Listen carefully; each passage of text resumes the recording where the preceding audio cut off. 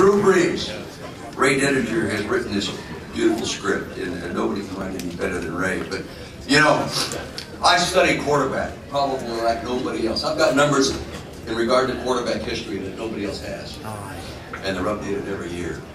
And I'll tell you this about Drew Brees. What he's done in the last 4 years in New Orleans is equal to the finest performances over a 4-year period in their careers, or better than the careers of anyone in the National Football League's history. There are 3 guys that have matched him and gone slightly above him. Okay, Steve Young, okay, Peyton Manning, and Joe Montana. And 4th in performance graded over a 4-year period is this guy. And what's great about it, his career's not over. You know, maybe we have not seen the best. Yeah. New Orleans is going to see with this guy. He's a very special player. You know, sometimes quarterbacks are either the victim or the beneficiary of the program that they're in, or with the coach that's coaching them. Right now, the combination of Sean Payton and Drew Brees together, they benefit from both the talents as they mold it in, because those 2 guys, they are going to be tough to beat. They are going to be tough to beat because of the kind of organization they put together, because of the kind of offense they put together, the kind of the team camaraderie they put together, and the morale and everything. They are going to be tough to beat. So we probably have not seen the best of Drew Brees. But let me tell you this. The people that he beat this past year, my God, as a starting quarterback, he beat one of mine, Kurt Warner, in a ball game. He defeated then Brett Favre in another ball game head-to-head. And then, all the way at the end of the year, the great Peyton Manning. So, and you have a tendency sometimes when someone sort of sneaks up on you, like this guy has, to not put him in the category he belongs in. You'll talk about a Peyton Manning way up here, some Brett Favre way up there, but let me tell you this guy is every bit as good as the best that's ever been. Okay? Someday I'll show you all the numbers. I've got a lot of time because Ron knows I have them. But anyway, what a ride! What a ride over the 4 years. Because this team was not built this last year. This team was built over the last 4 years combined. And to do what they do, and do it with the style and class and the dignity, which is so much fun to watch. And it made it more exciting for Carol and I on our Sunday afternoons to know that Joe is getting to share this kind of an experience, because he was in the league 34 years and never went to a Super Bowl. Never, you don't realize how tough it is to get there, let alone win it when you get there. So it made it all that much more important to the Vermeil family to see Drew Brees lead Sean Payton and Joe Bert to a world championship. Ladies and gentlemen, the winner of the Bert Bell Award as Pro Player of the Year, Drew Brees.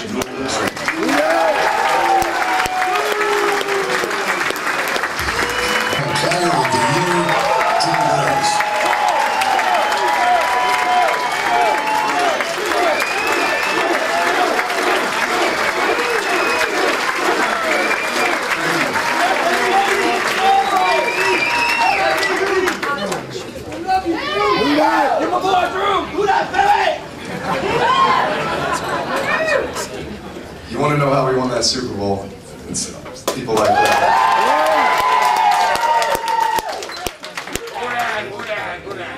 So the first people I'm going to thank are the Lafayette, Louisiana Maxwell Club chapter.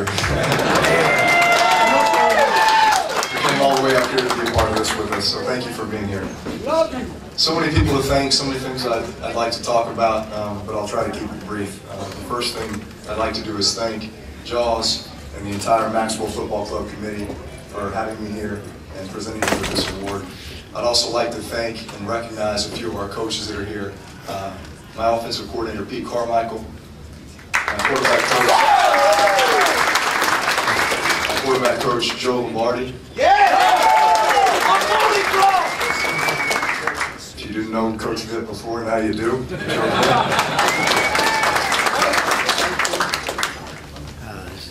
And you know, Joe Vitt got up here and talked about how they come to work for the players. Now, I can tell you this. The reason I get up in the morning with a smile on my face and a pep in my step is because I know I get to go into our facility And I get to look at coaches like Pete Carmichael, and Joe Lombardi, and Joe Vick, because they make it special, and they make you want to play your best, and they make you want to win a championship for them. So thank you guys for all that you've meant to me.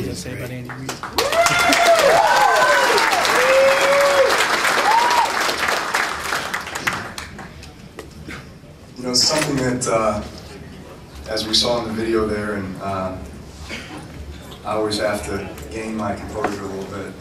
Regain. Once when I see that video of me and my son, it was such a special moment.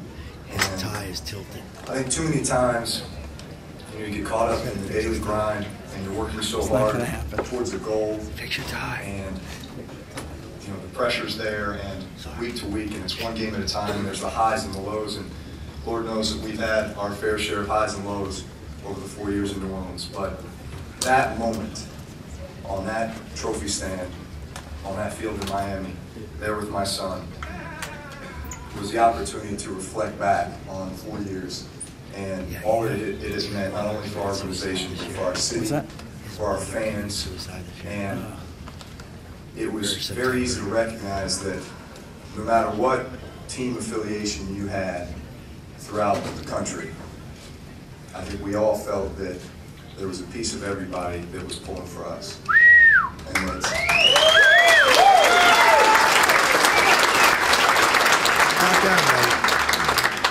that it was destiny, and we were meant to be there, and that everyone, a piece of everybody could identify with all that we've been through as a team and as a city for the last 4 years, and it has been a special ride. And I think what makes it so special is when you can reflect back on your journey and all that it's taken to get there. And so what I would encourage everybody to do is take that time to be able to reflect back on all those who have gotten you to where you're at. So many of my coaches, my mentors, I've always said that I'm just a product of the coaches that I've been able to be around and have cared so much about me, the mentors that I have in my life, my parents, my wife, my son, my teammates. And I am blessed to play this game, and I hope to be able to give back to this game as much as it's given me. And I want to give back to the fans of New Orleans and to the city of New Orleans as much as they've given me too. Thank you very much. Yeah!